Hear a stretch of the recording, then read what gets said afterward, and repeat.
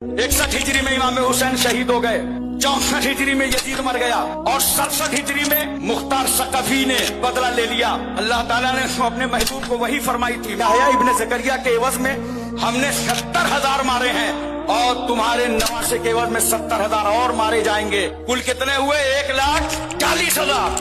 Karbala में आए कितने थे? 22,000। मुस्तफा बाजार वालों, इनका गुनाह ये था कि हुसैन का पानी बंद किया गया, ये खामोश थे। औलादों को मारा गया, ये खामोश थे। हुसैन से जंग की गई, ये खामोश थे। खेमे उजाड़े गए, ये खामोश थे। सैयदानियों की चादरें छीनी गई, ये खामोश थे। रुखसारों पे तमाचे मारे गए, ये खामोश थे।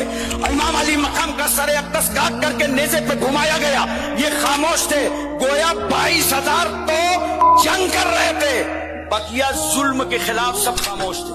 ये मुजरिमाना खामोशी थी जिसकी सजा इन सबों को मिली कि आज पूरी दुनिया में 57 ममालिक हैं मुसलमानों के, मगर सबके दही जमी हुई है, जुल्म हो रहा है, मकान गिर गए, बच्चे शहीद हो गए और ये 57 ममालिक में लोग खामोश बैठे हैं। याद रखना, ये मुजरिमाना खामोशी की सजा तुमको भी मिलेगी।